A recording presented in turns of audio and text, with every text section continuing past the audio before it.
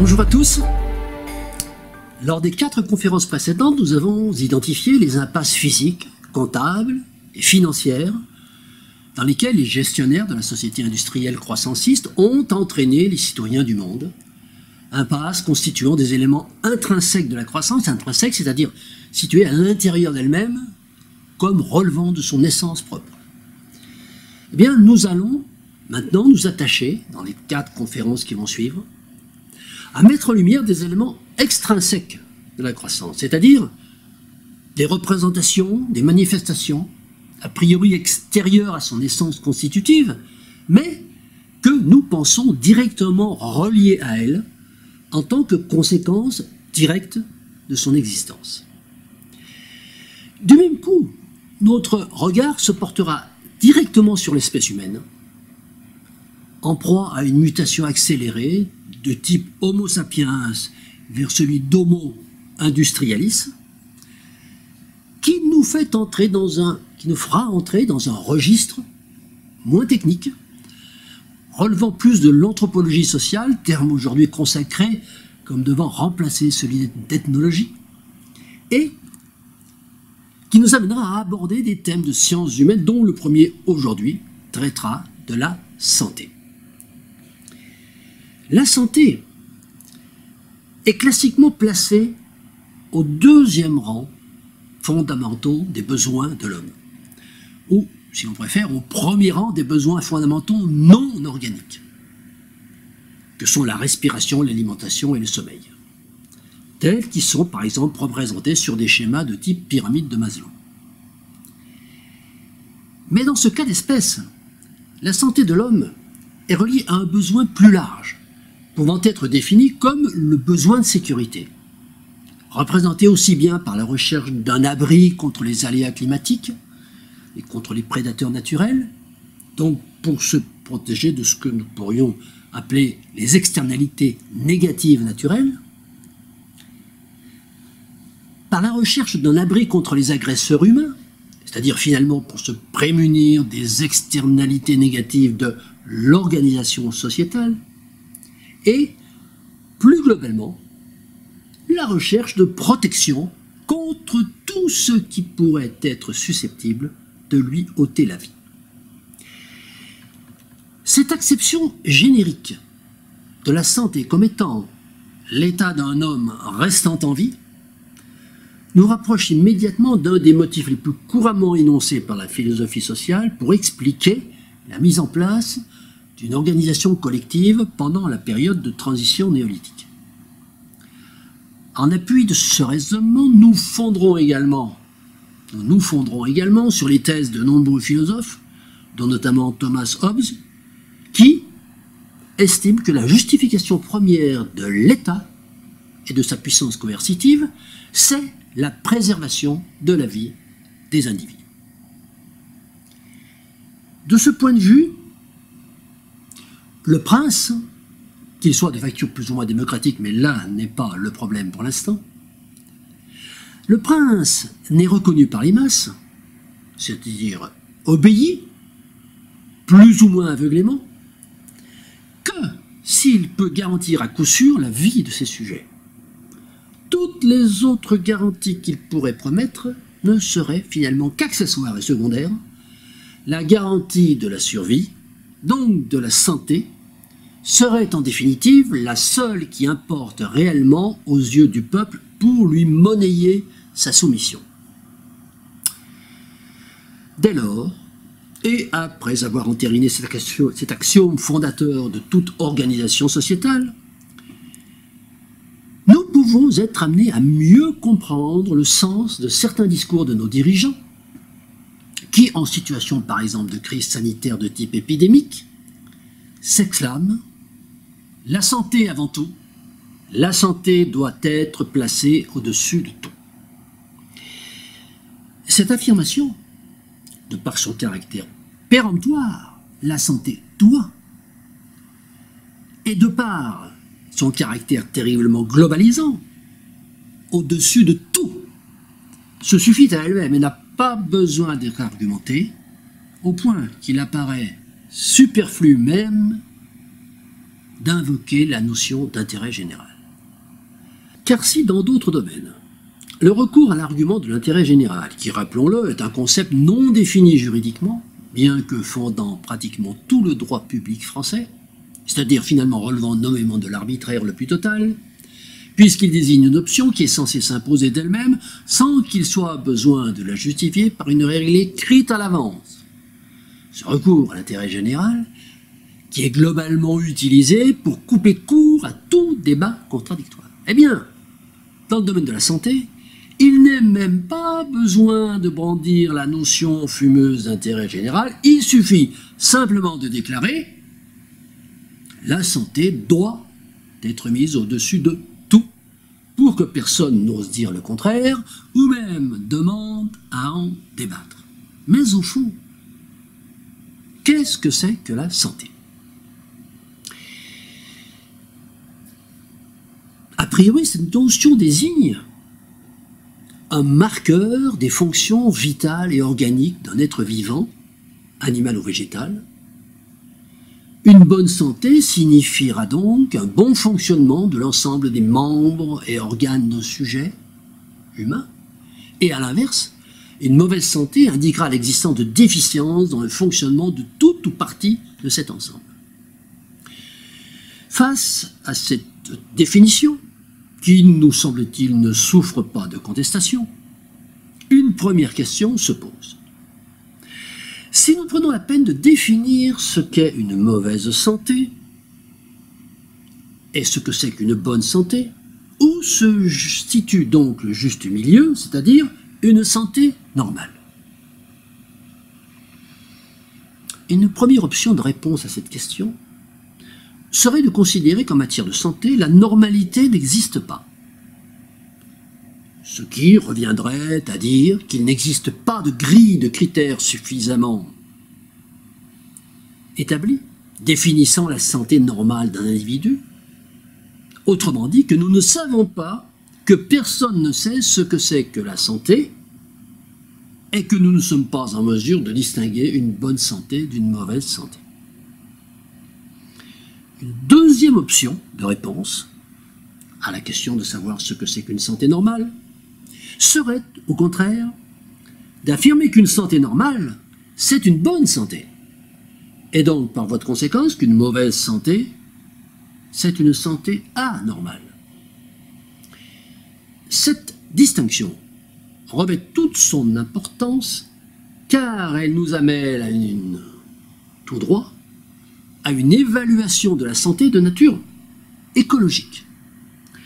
L'écologie étant, comme vous le savez tous, une science s'étant donné pour objectif d'étudier les lieux et conditions d'existence des êtres vivants et d'étudier les rapports qu'ils entretiennent ou qu'ils établissent avec leur environnement. Cette évaluation donc écologique de la santé devrait alors édicter sa norme dans le cadre de son étude des conditions d'existence de l'être vivant. Norme, grille de normes, comme nous l'avons suggéré, permettant forcément de définir un point médian, c'est-à-dire une santé normale. Eh bien, aussi stupéfiant que cela puisse paraître, cette norme, à notre connaissance, n'existe pas. Pour la bonne et simple raison d'ailleurs qu'aucune instance officielle n'a jugé utile de la produire. Le bilan de santé, réalisé par le professionnel autorisé, ne débouchant que sur un diagnostic de bonne ou de mauvaise santé, mais rarement sur un diagnostic de santé normale. C'est-à-dire un bilan présentant, du point de vue de la science médicale, un certain nombre de points positifs et un certain nombre de points négatifs s'équilibrent. Cette orientation normative,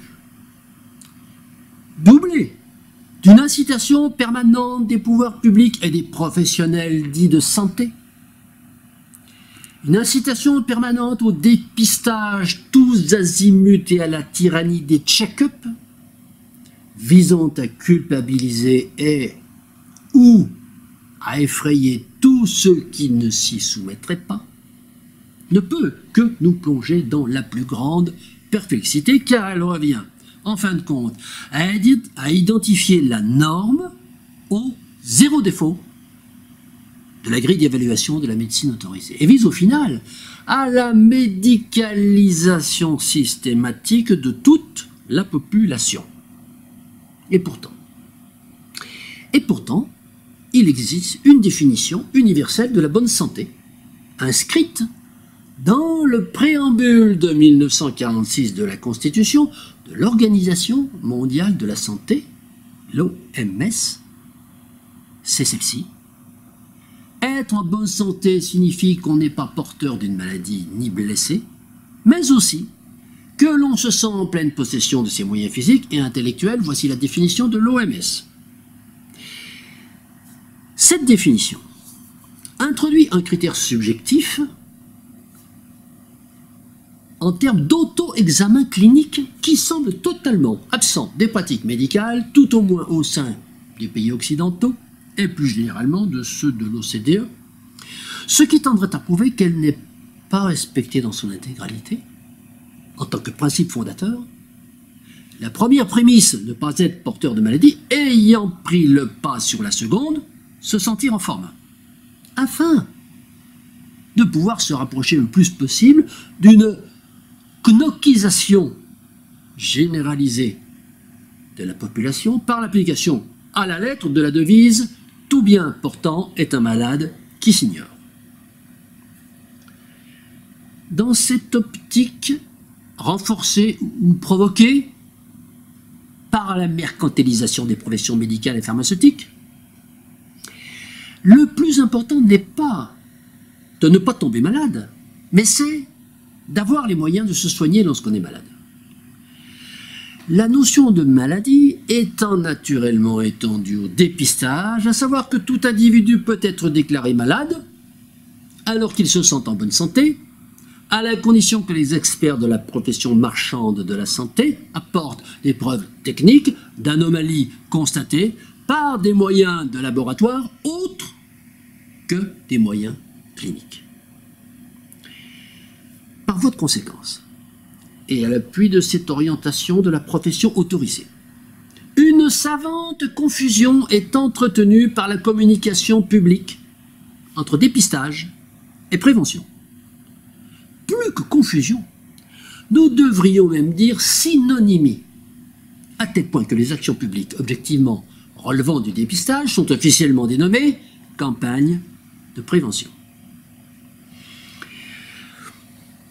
C'est ainsi que par un abus de langage regrettable, le dépistage précoce des maladies ayant pour objectif d'engager un traitement curatif avant que des symptômes visibles n'affectent l'individu, est dénommé prévention.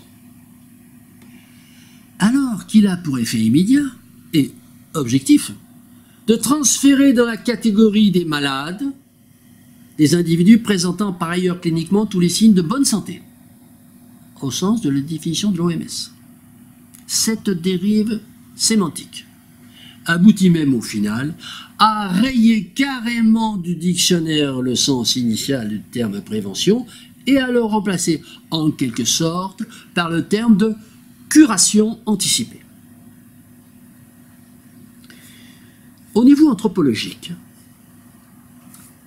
cette dérive tend par conséquent à faire disparaître chez l'homme la notion même de prévention sanitaire, c'est-à-dire la mise en œuvre d'un ensemble de moyens non médicaux pour éviter de tomber malade et donc de rester en bonne santé. Moyens non médicaux, c'est-à-dire finalement de nature écologique, naturelle, biologique. Donc relevant des lieux et conditions d'existence de l'homme et des rapports qu'il établit avec son environnement, seule véritable définition de l'écologie, faut-il le rappeler. Mais il ne faudrait pas croire que ce troc de la prévention contre la curation, même anticipée, ou précoce si l'on préfère, ce véritable curatocentrisme des politiques de santé soit imposé aux populations par les lobbies médicaux et pharmaceutiques, comme certaines théories du complot semble le suggérer, alimenté en cela, il faut bien le dire, par la marchandisation ostentatoire des professions de santé dans la grande majorité des pays de la planète. Non, parce que cette propension, elle est largement voulue, souhaitée même, et d'une certaine manière, on pourrait dire magnifiée, par les masses populaires elles-mêmes, créant par là même un véritable fait culturel sur lequel nous aurons l'occasion de revenir dans la conférence consacrée à l'impasse culturelle. À l'appui de cette affirmation, des chiffres, extraits de l'exemple français, sont sans appel.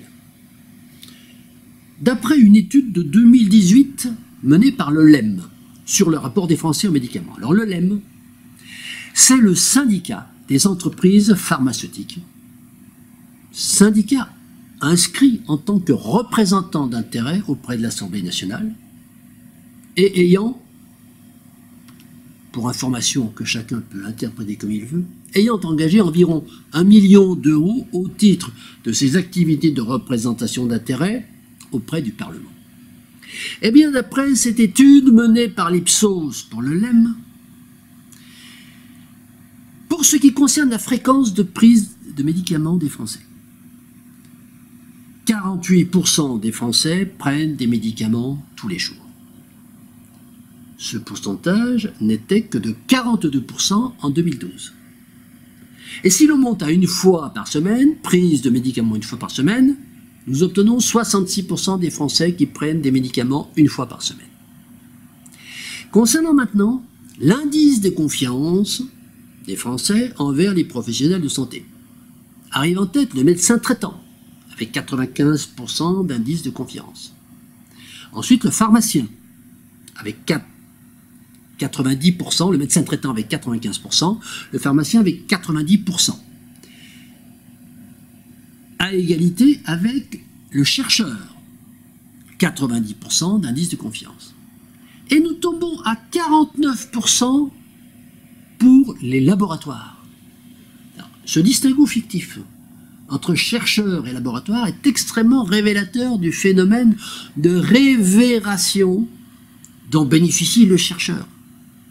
90% d'indice de confiance, auquel est attachée une sorte de vertu angélique et désintéressée, alors que ce chercheur n'est en réalité que l'employé salarié, qu'un employé salarié aux ordres d'un laboratoire pharmaceutique, qui lui n'a un indice de confiance que de 49%.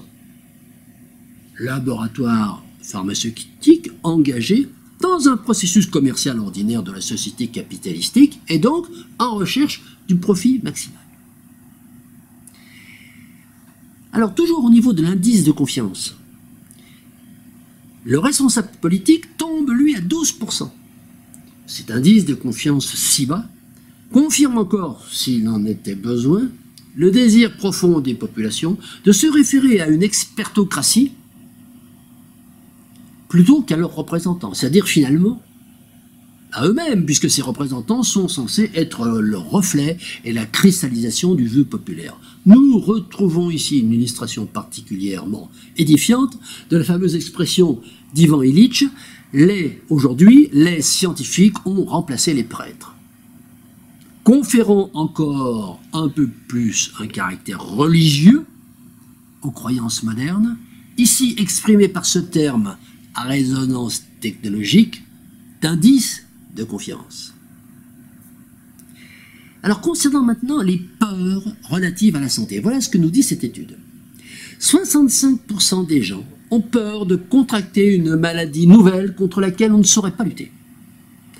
61% des gens ont peur de devoir prendre un grand nombre de médicaments et avoir des risques d'interaction. C'est les effets secondaires, les fameux effets secondaires.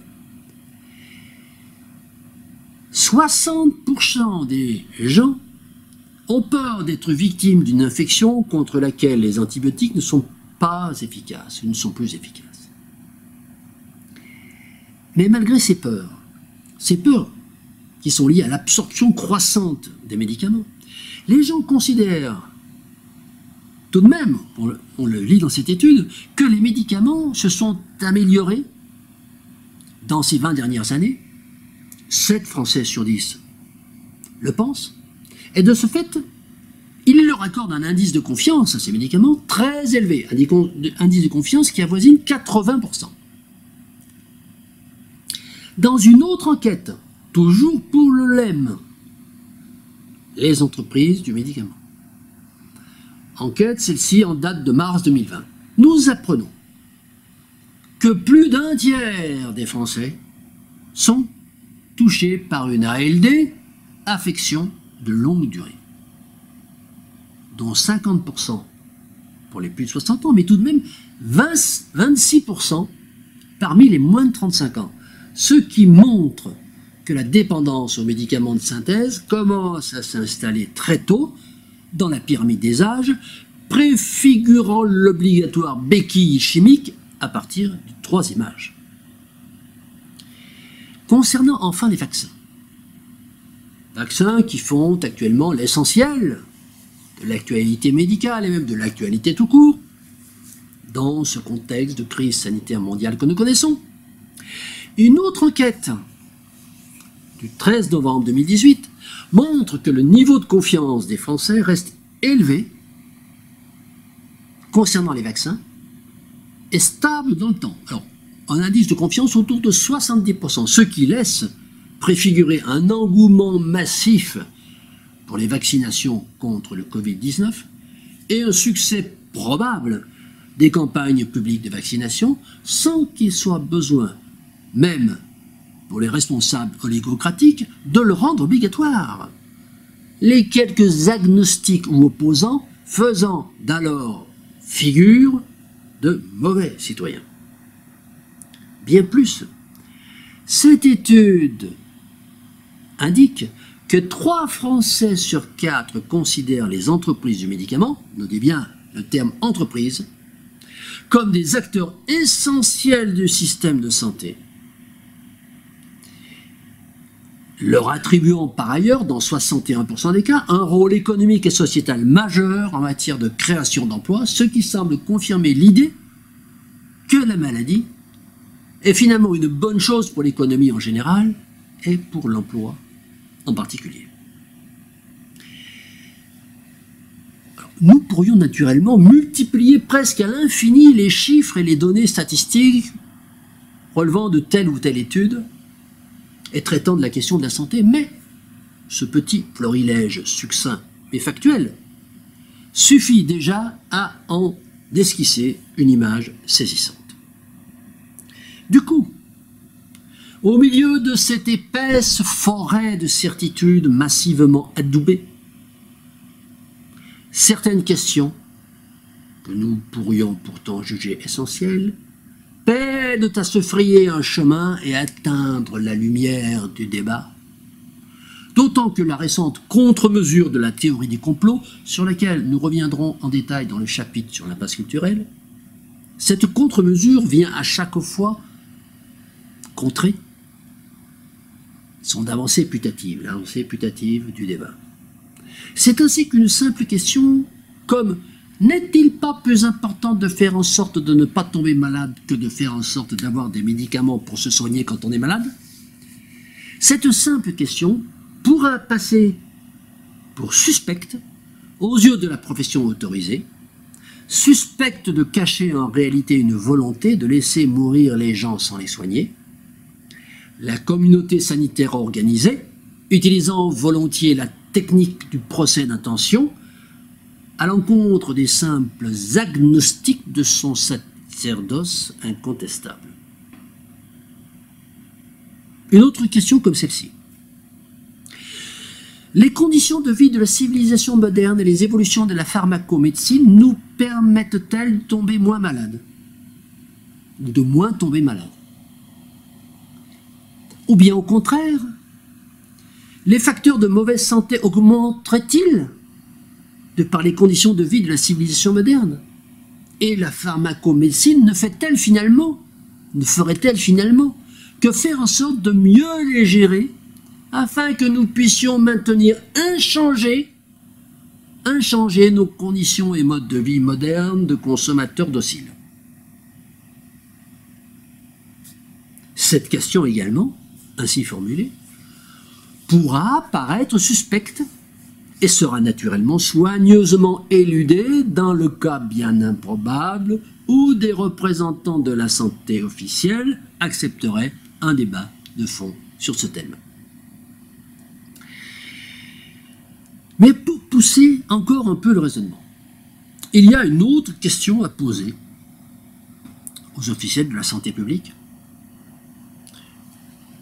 que d'aucuns considéreront également comme pouvant relever du complotisme, mais qui, dans l'état actuel de la législation pénale, reste encore loisible.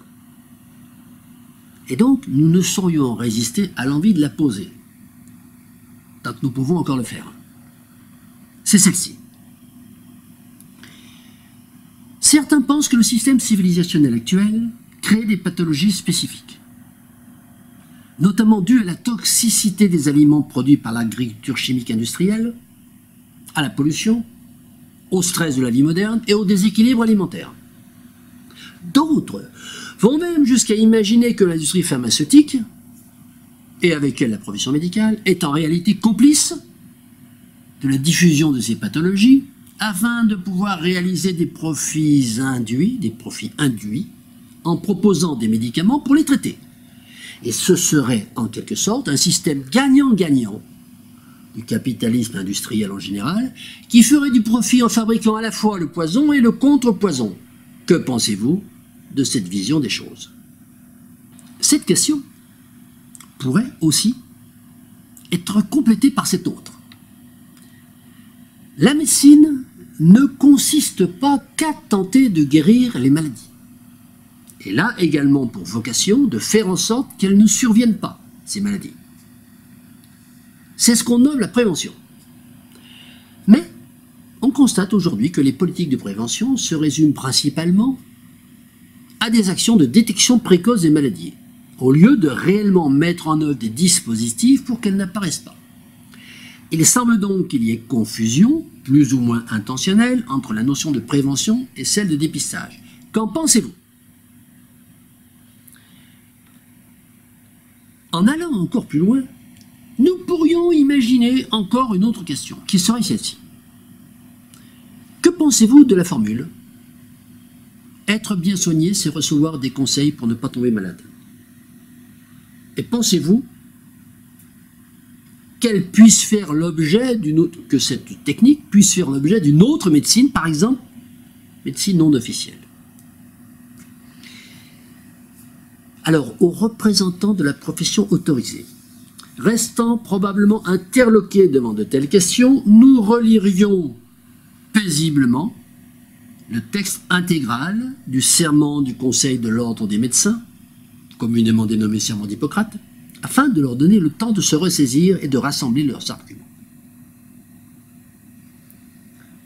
Ce serment, c'est celui-ci. Au moment d'être admis à exercer la médecine, je promets et je jure d'être fidèle aux lois de l'honneur et de la probité. Mon premier souci sera de rétablir, de préserver ou de promouvoir la santé dans tous ses éléments physiques et mentaux, individuels et sociaux. Je respecterai toutes les personnes, leur autonomie et leur volonté sans aucune discrimination selon leur état ou leurs convictions. J'interviendrai pour les protéger si elles sont affaiblies, vulnérables ou menacées dans leur intégrité ou leur dignité. Même sous la contrainte, je ne ferai pas usage de mes connaissances contre les lois de l'humanité. J'informerai les patients des décisions envisagées, de leurs raisons et de leurs conséquences. Je ne tromperai jamais leur confiance et n'exploiterai pas le pouvoir hérité des circonstances pour forcer les consciences. Je donnerai mes soins à l'indigent et à quiconque me le demandera. Je ne me laisserai pas influencer par la soif du gain ou la recherche de la gloire. Admis dans l'intimité des personnes, je tairai les secrets qui me seront confiés. Reçu à l'intérieur des maisons, je respecterai les secrets des foyers et ma conduite ne servira pas à corrompre les mœurs, je ferai tout pour soulager les souffrances. Je ne prolongerai pas abusivement les agonies. Je ne provoquerai jamais la mort délibérément. Je préserverai l'indépendance nécessaire à l'accomplissement de mes missions. Je n'entreprendrai rien qui dépasse mes compétences. Je les entretiendrai et les perfectionnerai pour assurer au mieux les services qui me seront demandés. J'apporterai mon aide à mes confrères ainsi qu'à leurs familles dans l'adversité. Que les hommes et mes confrères m'accordent leur estime si je suis fidèle à mes promesses, que je sois déshonoré et méprisé si j'y manque. Fin de citation. Alors après la lecture de ce texte sublime, étant dit que la docte assemblée continuerait de rassembler ses idées, nous en profiterions pour ajouter une ou deux questions annexes et anodines, telles que, par exemple, pensez-vous que le métier de médecin est un métier comme un autre? Deuxièmement, les principaux points du serment vous paraissent-ils toujours bien respectés, notamment préserver et promouvoir la santé, ne pas prolonger les agonies, ne pas être influencé par la soif du gain? Troisièmement, nous aborderions ensuite l'épineux problème de la relation entre la profession médicale autorisée et l'industrie pharmaceutique capitalistique, en posant ces quelques questions de simple bon sens. Voici la première. Sachant que, hormis les actes de chirurgie, les soins de la médecine officielle sont essentiellement constitués par des administrations de médicaments élaborés par l'industrie pharmaceutique. Du coup, peut-on dire que la médecine officielle est dépendante, voire assujettie à l'industrie pharmaceutique, ou bien que c'est l'inverse? Et dans quelle proportion? Deuxième type de question. Venant en écho au serment des médecins de ne pas se laisser influencer par la soif des gains.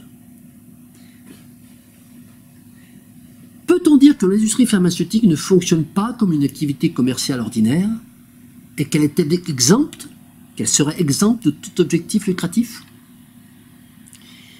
Alors cette question d'ordre éthique, eh bien le LEM, les entreprises du médicament, en bon politique, y répond. Il répond en fait sans y répondre en énonçant ces 8 principes déontologiques que nous pouvons facilement trouver sur son site internet. Ces 8 principes sont les suivants. Premièrement, la mission fondamentale des entreprises du médicament est d'œuvrer à la préservation et à l'amélioration de la santé des personnes et à la prévention des pathologies dans le cadre d'une mission d'intérêt général de promotion de la santé individuelle et des populations. Deuxièmement, la santé et le bien-être de la personne sont au cœur des préoccupations des entreprises du médicament. Le patient est considéré comme une personne, usager responsable, et non comme un simple consommateur. Troisièmement, les activités des entreprises du médicament participent à la recherche de solutions de santé innovantes ou efficientes. Quatrièmement, les entreprises du médicament développent des relations de confiance et un dialogue constructif avec l'ensemble des parties prenantes. Cinquième principe, les entreprises du médicament mettent en œuvre les mesures adaptées à la prévention des risques et des conséquences éventuellement dommageables de leurs activités sur l'homme, l'animal et l'environnement. Sixièmement, les entreprises du médicament sont garantes de la justesse de la communication relative à leurs produits et à leurs activités. Septième principe, les entreprises du médicament entretiennent des relations confraternelles. Et huitième et dernier principe, les entreprises du médicament mettent en place les conditions permettant à tous leurs collaborateurs d'adhérer à l'ensemble de ces principes déontologiques. À la lecture de ces principes déontologiques, chacun pourra juger, en toute connaissance de cause, de leurs valeurs concrètes, et notamment dans le domaine relatif au moteur du profit financier qui nous intéresse et qui, comme nous aurions pu nous en douter, est soigneusement éludé dans l'énoncé qui vient d'être fait. Nous remarquerons également l'utilisation liminaire du fameux argument massu de l'intérêt général coupant court à tout débat. De tels questionnements, malheureusement, sont très rarement abordés dans la communication dite mainstream, probablement au prétexte qu'ils touchent à un tabou culturel que peu de commentateurs osent remettre en question, au prétexte, notamment, qu'on ne discute pas d'une évidence, cette évidence étant en l'occurrence le fait que nous sommes mieux soignés aujourd'hui qu'il y a 100 ans, que l'espérance de vie s'est allongée, etc., etc. Cette affirmation est par ailleurs réputée ne pas souffrir de contestation dans le cadre du débat public, même si certaines sectes adeptes des vertus salvatrices de la frugalité et de la sobriété volontaire professent dans le désert médiatique que l'hyperconsommation de la civilisation industrielle engendre des maladies de plus en plus sophistiquées dont l'homme des cavernes était épargné. Le fait que le pouvoir en place n'est même pas jugé nécessaire d'inclure le thème de la santé lors du grand débat national du printemps 2019 montre à quel point le consensus sur la politique menée dans ce domaine est supposé ne pas devoir être mis en doute par quiconque, encore moins par les citoyens assemblés. Donc, la doctrine officielle, c'est bien que la santé de l'homo industrialis s'améliore sans cesse.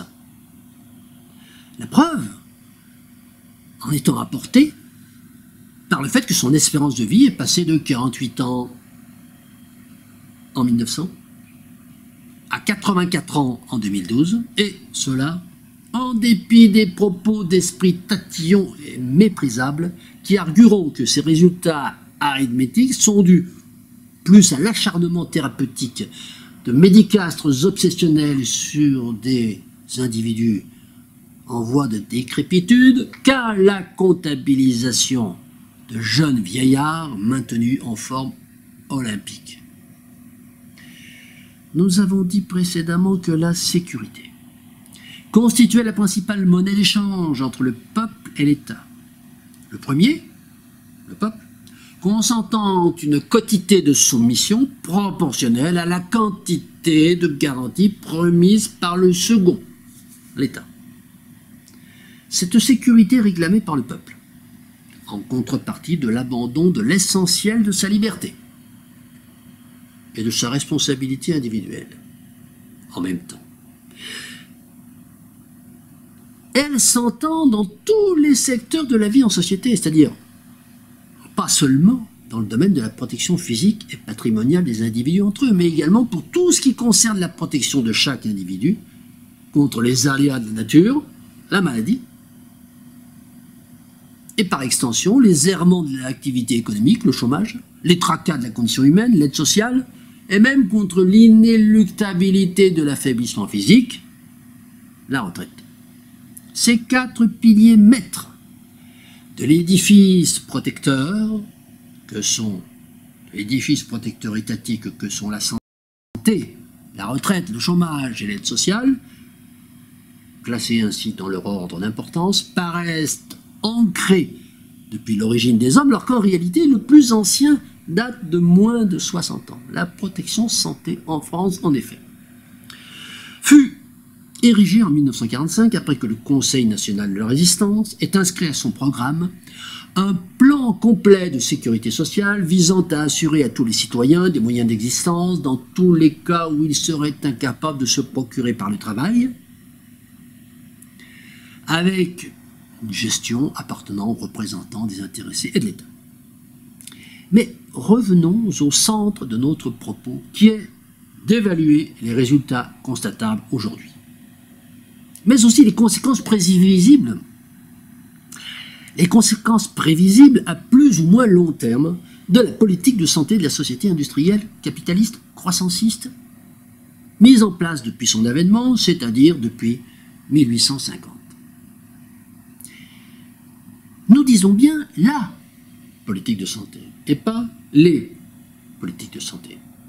Parce que chacun peut constater l'alignement de toutes les nations sur un modèle unique dominant, hormis quelques variantes observées localement, ici ou là.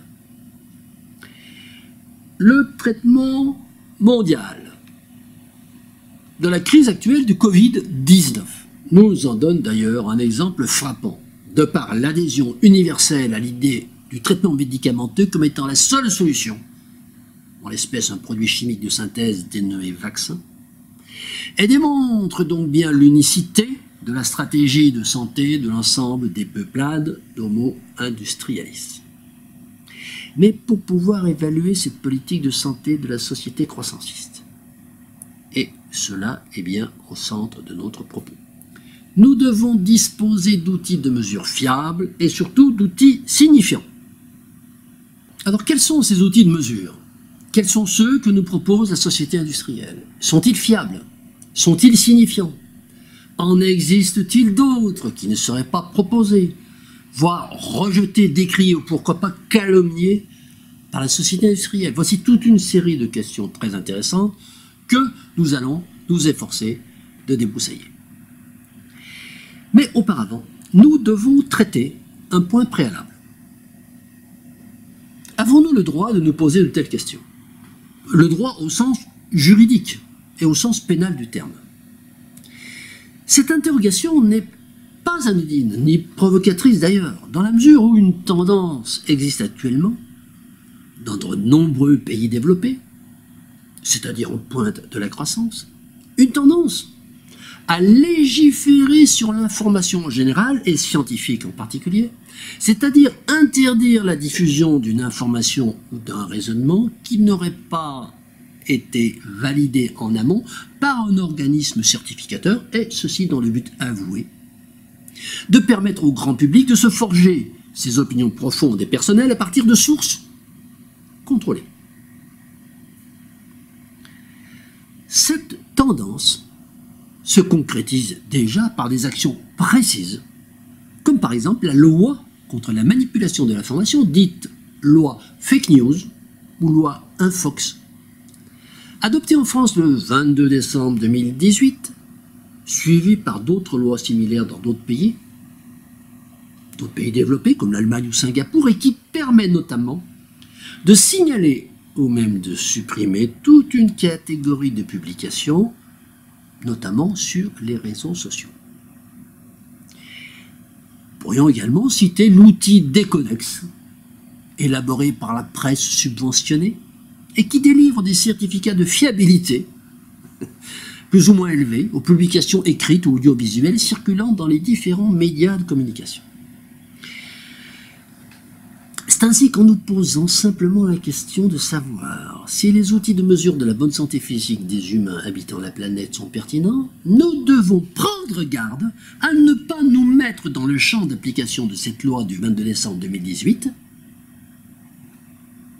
parce que ces outils de mesure, et notamment celui de l'indice d'espérance de vie, ne semblent pas pouvoir être contestés en toute liberté de pensée et d'opinion, sans que cette contestation ne puisse risquer d'être assimilée juridiquement à une manipulation de l'information.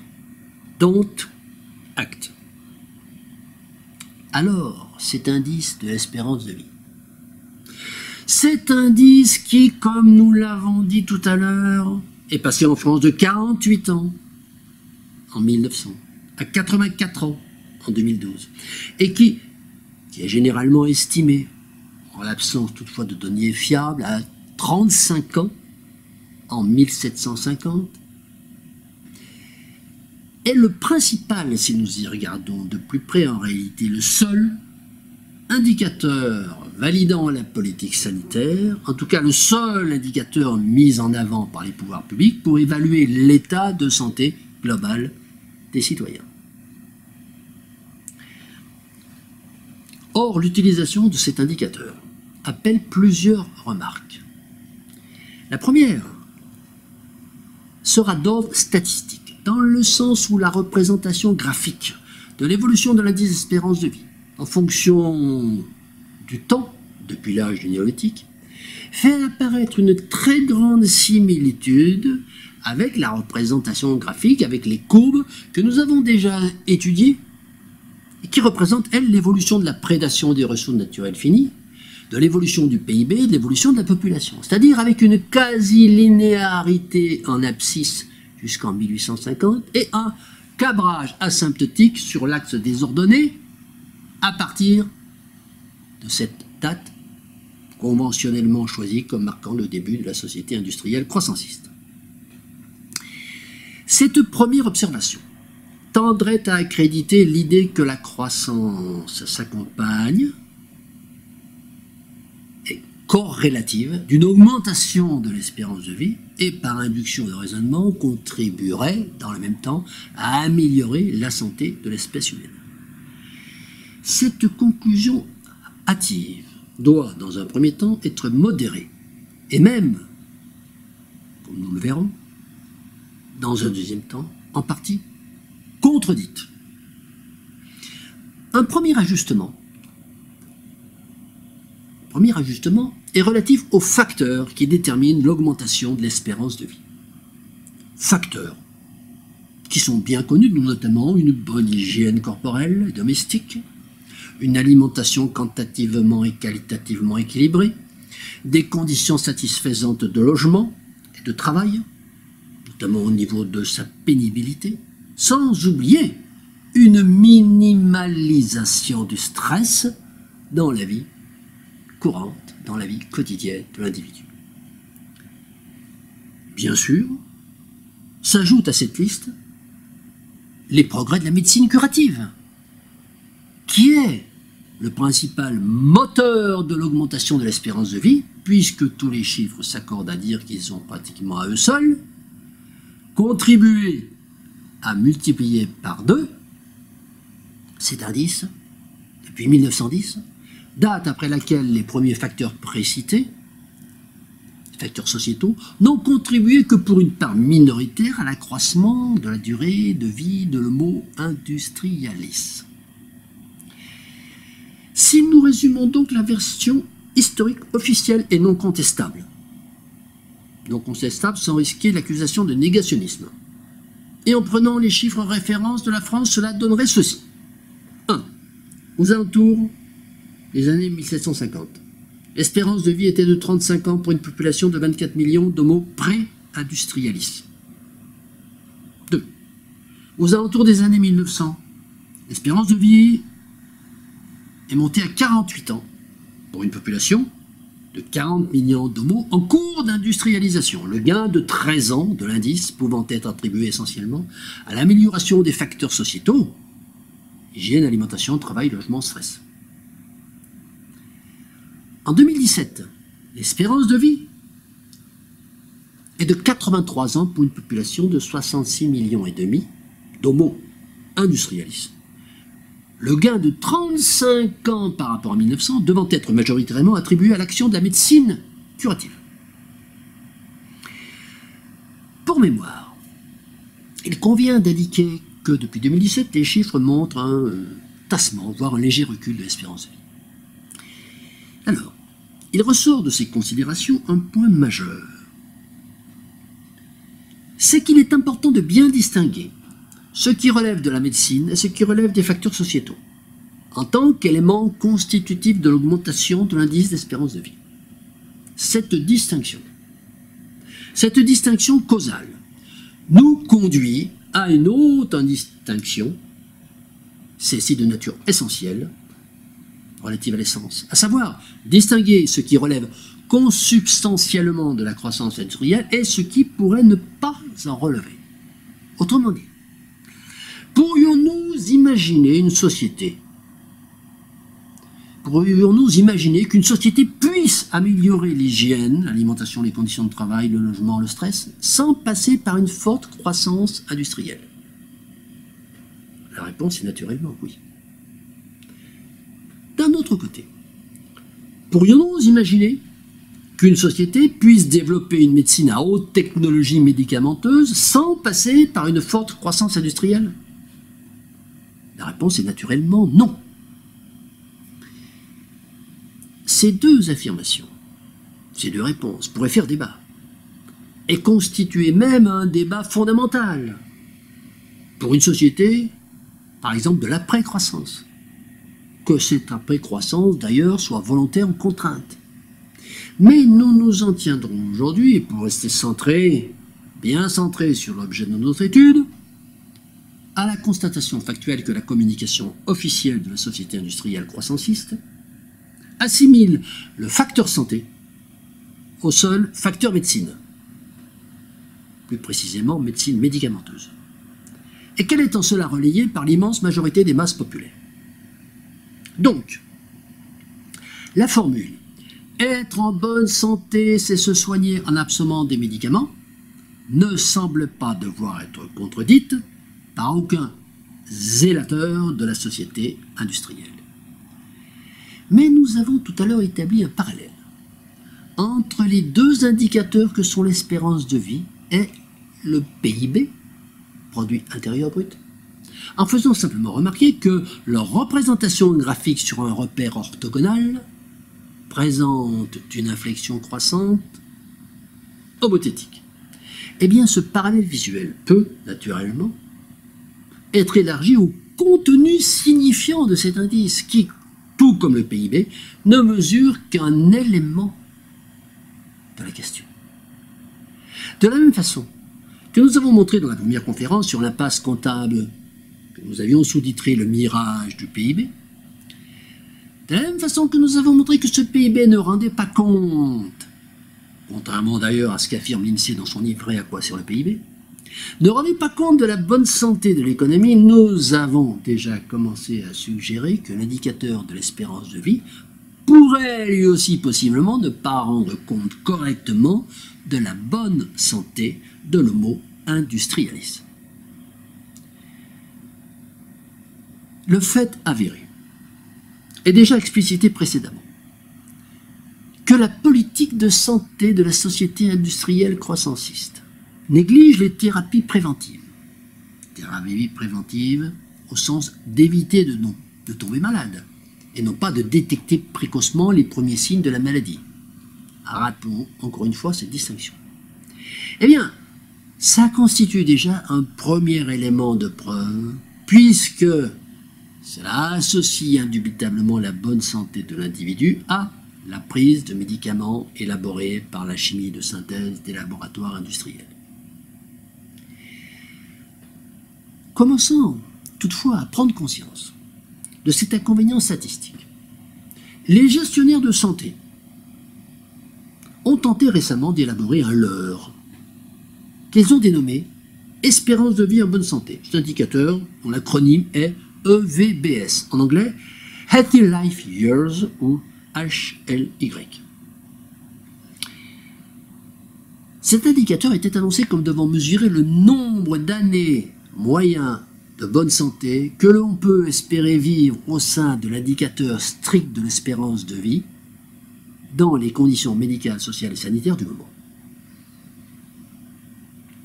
L'objectif était officiellement d'introduire un élément qualitatif dans une donnée d'évaluation purement quantitative, mais il visait en fait à masquer la réalité du résultat de l'équation mesurée, de la même façon que le PIB masque la réalité du déficit comptable de la société industrielle. Alors cet exercice de renommement se révéla toutefois plus difficile que pour le PIB, car les gestionnaires de santé ne sont pas parvenus à écrire une définition intelligible de leur EVBS. En effet, qui peut comprendre la phrase suivante ? Le nombre moyen d'années de bonne santé que l'on peut espérer vivre au sein de l'indicateur strict de l'espérance de vie, EV, dans les conditions médicales, sociales et sanitaires du moment. Personne, naturellement, ne peut comprendre cette phrase, et pas même les rédacteurs de ce charabia.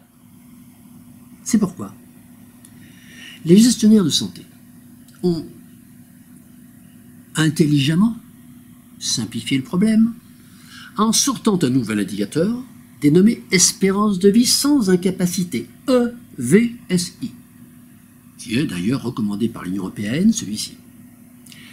Alors, bien qu'étant sensiblement plus clair, nettement plus clair, la valeur de cet indicateur reste néanmoins extrêmement dépendant de la fiabilité statistique des données médicales d'incapacité, handicap physique ou mental, réversible ou non. Par ailleurs, le VSI est à géométrie variable, puisqu'on parle tantôt de VSI à la naissance et tantôt de VSI à 65 ans, ou même de VSI à 80 ans. Le fameux quatrième âge. Il fait partie de ce que nous dénommerons les indicateurs de deuxième génération regroupés dans la famille des espérances de santé et plus précisément des espérances de vie sans incapacité permanente ou temporaire, c'est-à-dire sans être limité dans ses activités quotidiennes. Mais toutes ces approximations témoignent à l'évidence du profond désarroi des gestionnaires de santé devant la difficulté qu'ils rencontrent pour masquer aux yeux du grand public une aveuglante réalité qui est celle-ci. L'homo industrialis est un grand malade qui ne doit sa survie qu'à la prise de médicaments de plus en plus sophistiqués. Une autre image assez fidèle serait de le représenter, l'homo industrialis, comme un boiteux ne pouvant se déplacer qu'à l'aide de sa béquille chimique. Dès lors, deux questions se posent. La première est d'ordre anthropologique. Quel est l'avenir à moyen terme du système de santé tel qu'il est conçu dans le cadre de la société industrielle? Ou posé plus simplement, comment se portera l'homme dans un futur proche? La seconde question est d'ordre éthique et nous ramène comme un balancier à notre point de départ. Qu'est-ce que c'est que la santé? Qu'est-ce qu'une bonne santé? Concernant la première question, les chiffres de l'EVBS rectifient EVSI, espérance de vie sans incapacité, indiquent 63 ans en 2017 au sein de l'Union européenne, ce qui abaisse de la bagatelle de 20 ans les chiffres de l'EV strict, c'est-à-dire de l'espérance de vie stricte, et nous ramène aux chiffres de l'espérance de vie en 1950, c'est-à-dire il y a 70 ans. Reste cependant à savoir ensuite ce qui est considéré dans la collecte des données amenant à ces résultats comme relevant de l'incapacité. La capacité définie en tant qu'état d'un individu qui est limité dans ses activités quotidiennes. En pratique, cette limitation est mesurée uniquement sur le plan physique et ne prend pas en compte la dépendance quotidienne aux médicaments, qui, comme nous l'avons vu plus haut, concerne pas moins d'un tiers de la population, et qui ramènerait du coup l'espérance de vie en bonne santé à un chiffre de celui du début de la civilisation industrielle, et peut-être même bien avant, pour peu que nous prenions la peine d'affiner le calcul. Ce qui, au final, signifierait déjà au minimum un constat d'échec cuisant, d'un point de vue purement statistique de la société industrielle croissanciste, à améliorer la santé de ses ressortissants, et qui, dans l'hypothèse hautement probable d'une continuation et intensification de cette politique de santé, préfigurerait d'un abaissement pérenne de ce résultat sans espoir d'inversion de tendance, ce qui ressemble déjà de très près à la définition d'une impasse. Concernant maintenant la deuxième question, reprenant la définition de l'OMS, être en bonne santé signifie qu'on n'est pas porteur d'une maladie. En étant tout simplement logique et objectif, en écartant tout déni, en refusant de tourner autour du pot, bref, en ayant la volonté d'être clair et d'appeler les choses par leur nom.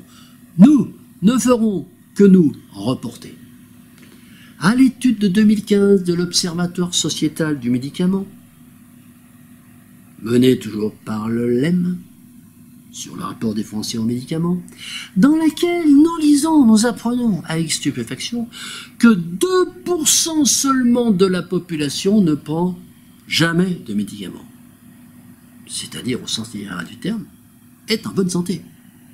Ce chiffre se passe de commentaires. Si nous reportons ces 2% à la totalité de la population française actuelle, nous obtenons le chiffre dérisoire de 1 200 000 Français en bonne santé, au sens strict du terme, basé sur la définition de l'OMS.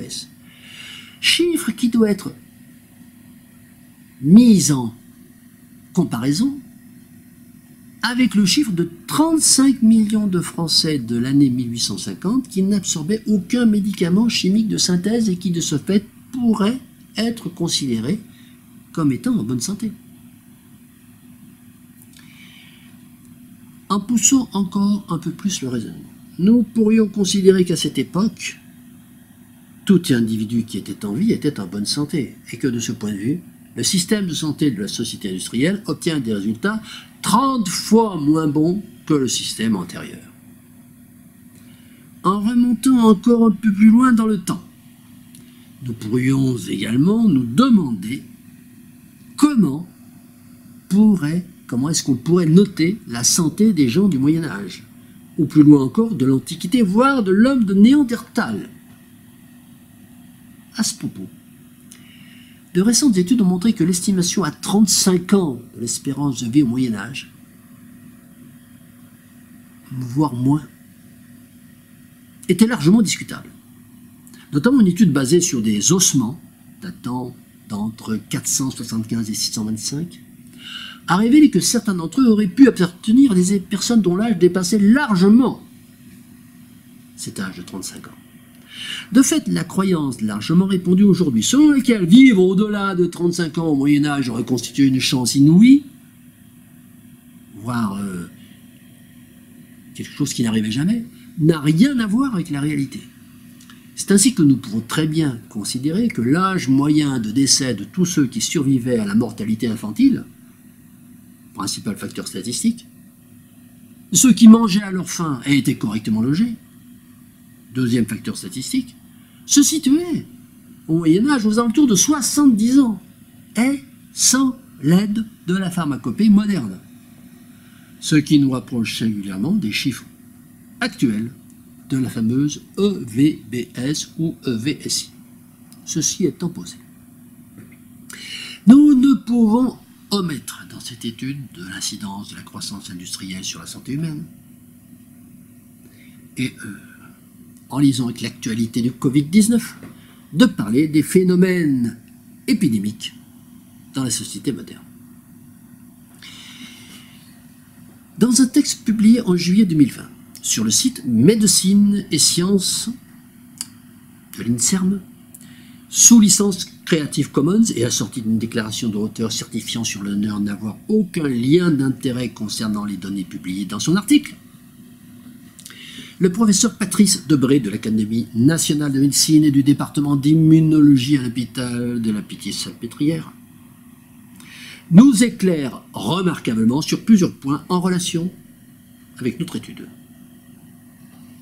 En premier lieu, il confirme une information qu'un esprit profane mais suffisamment ouvert et éclairé pouvait pressentir. C'est celle que, je cite, « l'apparition des épidémies date du néolithique. Celles-ci ont accompagné l'avènement des sociétés sédentaires, l'apparition de l'agriculture et la domestication des animaux, puis la concentration de ces sociétés dans des villes. Ce passage à un nouvel espace socioculturel de l'humanité est appelé première transition épidémiologique. Cette première affirmation d'un scientifique incontestable nous amène à deux conclusions très importantes. La première est celle-ci. Les Homo sapiens du pré-néolithique ne connaissaient pas les microbes, ce qui lie indubitablement la maladie à l'abandon du mode de vie chasseur-pêcheur-cueilleur et renforce du même coup l'idée de l'âge d'or de cette période néolithique chère aux paléontologues. Deuxième conclusion. Il existe une forte probabilité de proportionnalité entre l'augmentation de la croissance industrielle et celle de la multiplication du microbisme, donc, dit autrement, d'une dégradation de la santé humaine directement liée au développement de la croissance. La deuxième information importante que nous apporte cet article, c'est que ce qu'il est convenu d'appeler la seconde transition épidémiologique, qui est apparue à la fin du XIXe siècle avec les progrès de la médecine et de l'alimentation, avec la multiplication des vaccins, puis la découverte des antibiotiques. Eh bien, cette seconde transition épidémiologique a certes fait reculer de manière spectaculaire la mortalité dans les pays industrialisés, mais elle s'est malheureusement accompagnée de l'émergence de nouvelles maladies infectieuses telles le sida, la légionellose et de la réémergence de maladies que l'on croyait sous contrôle. Et avec, nous y voici, l'apparition des épidémies à coronavirus multiples, sans parler naturellement des maladies non infectieuses comme le cancer. C'est ainsi que nous sommes manifestement entrés, au cours de ces 40 dernières années du XXe siècle, et en ce début du XXIe siècle, dans une nouvelle transition que nous pouvons probablement dénommer troisième transition épidémiologique, que favorisent de nouveaux facteurs épidémiques indubitablement liés à la mondialisation, à la densité des populations, notamment urbaines, à la pratique de l'élevage industriel facilitant la recombinaison entre virus animaux et virus humains, et au mode de vie en général, c'est-à-dire, pour faire court, une troisième transition épidémiologique directement liée à l'intensification de la croissance industrielle. Plus grave encore, cet article du professeur Debré pointe l'effet secondaire de la systématisation des méthodes antiseptiques entraînant de fait la sélection de microbes de plus en plus résistants. Ce phénomène alarmant, déjà constaté par les pionniers d'ailleurs de l'antibiothérapie, dont Alexandre Fleming en personne, conduit aujourd'hui à l'utilisation de cocktails de plus en plus complexes à base de plusieurs antibiotiques pour venir à bout des microbes les plus tenaces, sans pouvoir toutefois empêcher la survenue de nouvelles résistances. L'un des exemples les plus dramatiques cités dans cet article, c'est celui de la tuberculose, dont les premières résistances ont été constatées aux États-Unis à partir de 1985, et à propos desquelles, en 2018, l'OMS évaluait à 10 millions le nombre de nouveaux cas, dont 484 000, présentant une résistance à la rifampicine, l'antibiotique de première intention, et parmi lesquels 80% étaient des cas de tuberculose multirésistante.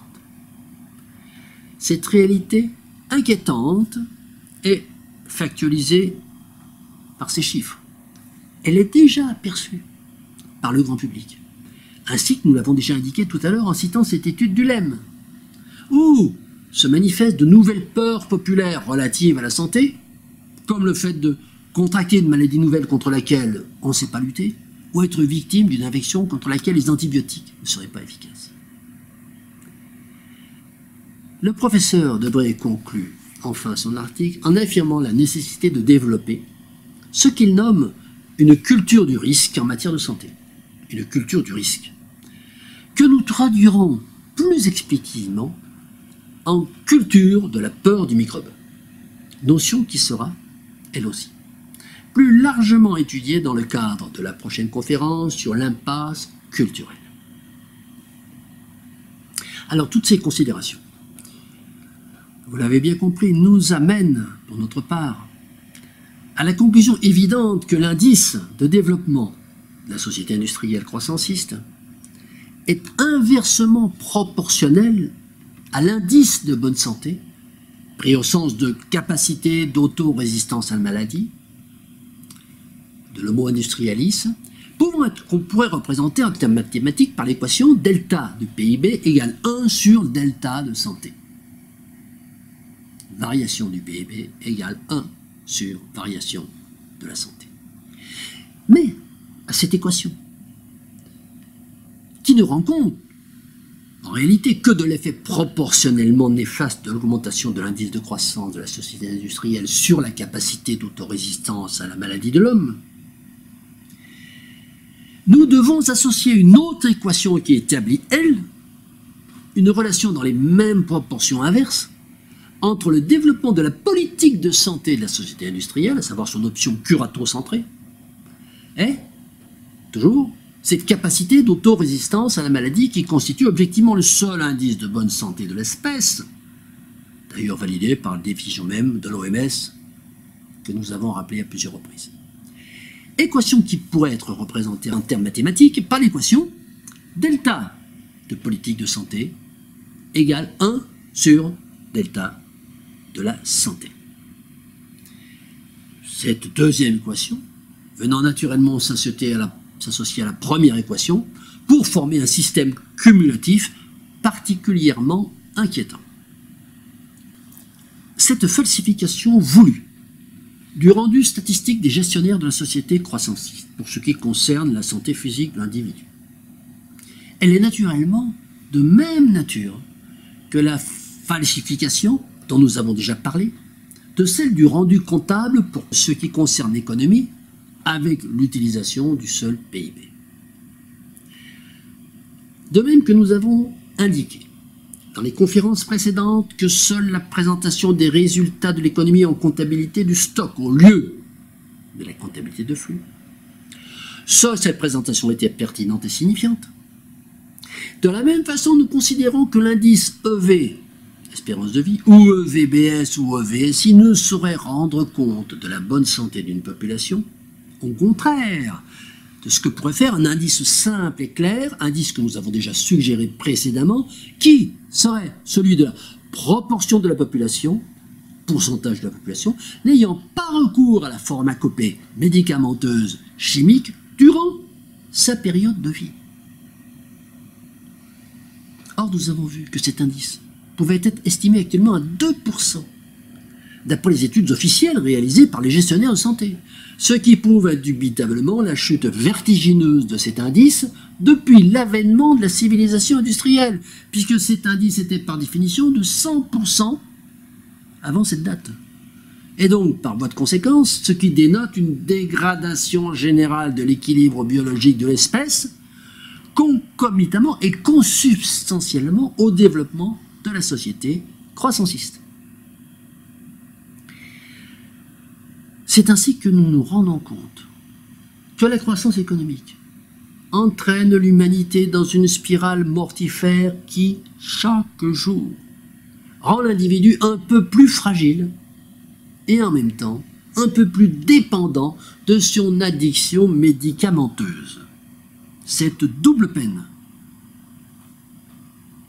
que la communication des gestionnaires de santé tente de masquer aux yeux du grand public par la production d'indices trompeurs, sanctionne en réalité sans appel une société qui a commis l'un des pires délits qu'on puisse imaginer envers ses propres sujets.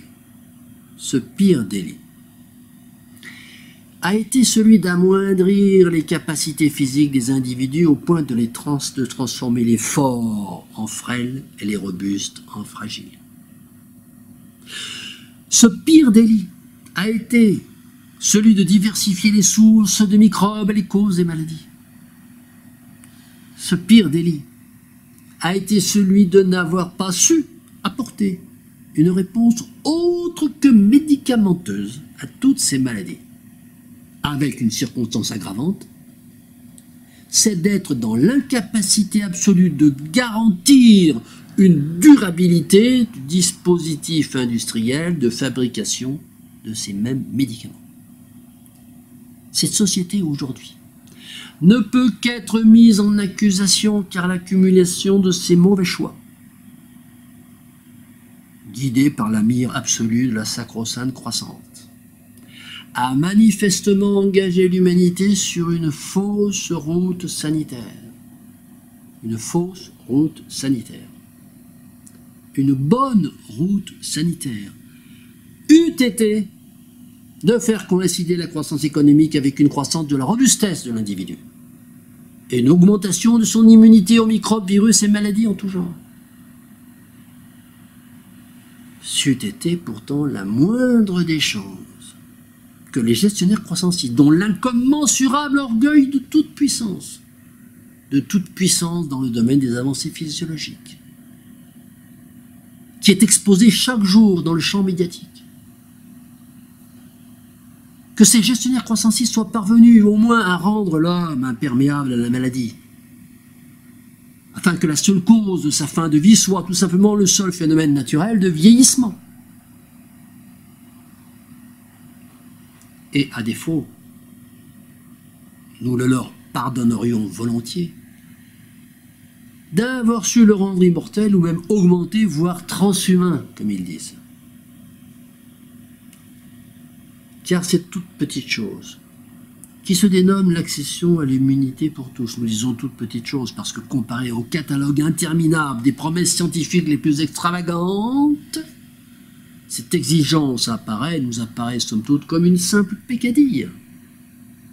Cette toute petite chose, cette immunité à la maladie, pour être une vraie victoire, encore faudrait-il que, en tant que résultat de la politique sanitaire d'une société, elle soit acquise sans le recours à des artifices dépendants de la croissance elle-même, qui, du fait de leur contingence, pourraient ne plus être disponibles dans le cas d'une société ne pouvant plus ou ne voulant plus être en croissance. Car la situation proche de laquelle nous sommes actuellement, d'une humanité totalement médicamentalisée, où l'homo industrialis serait mis sous traitement dès le premier jour de sa naissance.